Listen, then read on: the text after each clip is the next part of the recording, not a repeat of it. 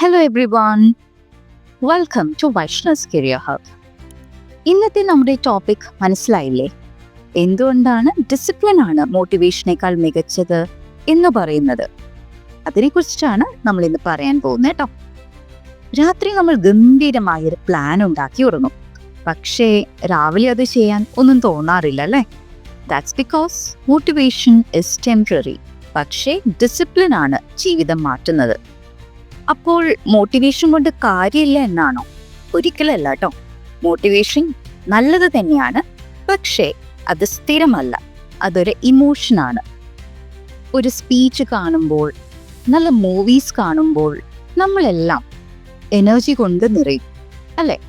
പക്ഷേ അടുത്ത ദിവസവും വീണ്ടും പഴയ പോലെ.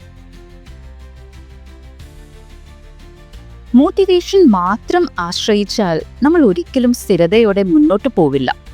It's about habits, systems and consistency.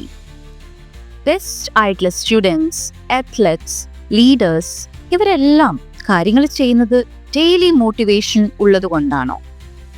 അല്ല, പകരം അവരുടെ മനസ്സിനെ അങ്ങനെ ട്രെയിൻ ചെയ്തത് കൊണ്ടാണ്. ഡിസിപ്ലിൻ എന്നത് അതിന് മനസ്സില്ലെങ്കിലും ചെയ്യുക എന്നതാണ്. ഡെയിലി ജിമ്മിൽ വർക്കൗട്ട് ചെയ്യാൻ പോകുന്ന ആളുകളെ പറ്റി നിങ്ങൾ ഓർത്ത് നോക്കിയേ. അവർ ഡെയിലി എക്സൈറ്റഡ് ആയിട്ടാണോ പോകുന്നത്? അല്ല. ഡെയിലി പോകാൻ ഇഷ്ടം തോന്നിയിട്ടല്ല, പകരം അതൊരു ശീലമായതുകൊണ്ടാണ്. അങ്ങനെ തന്നെയാണ് ടോപ്പ് ലെവലിൽ പഠിക്കുന്ന സ്റ്റുഡൻസിന്റെ കാര്യവും. They don't wait for the perfect mood to study. They set a time, sit down and just start. Discipline build ചെയ്യാനുള്ള പ്രാക്ടിക്കൽ ടിപ്സ് എന്തൊക്കെയാണെന്ന് നമുക്ക് നോക്കിയാലോ? Start small. ചെറുതായിട്ട് തുടങ്ങാം.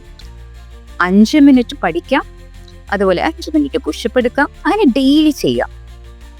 രണ്ടാമതായി fix A schedule. Time table ഉണ്ടാക്കി അതിൽ ഫിക്സ് ചെയ്ത ടൈമിൽ കാര്യങ്ങൾ ചെയ്യുക. മനസ്സില്ലെങ്കിലും അത് ഫോളോ ചെയ്യാം. Third one, track habits. Habit track ചെയ്യാനായി കാലണ്ടർ അല്ലെങ്കിൽ ആപ്പ് യൂസ് ചെയ്യാം. അതുപോലെ റിവാർഡ് പ്രോഗ്രസ്. നിങ്ങളുടെ പ്രോഗ്രസ് അനുസരിച്ച് അവനവൻ തന്നെ അപ്രീഷിയേറ്റ് ചെയ്യാം. Motivation might start the journey, but discipline finishes it.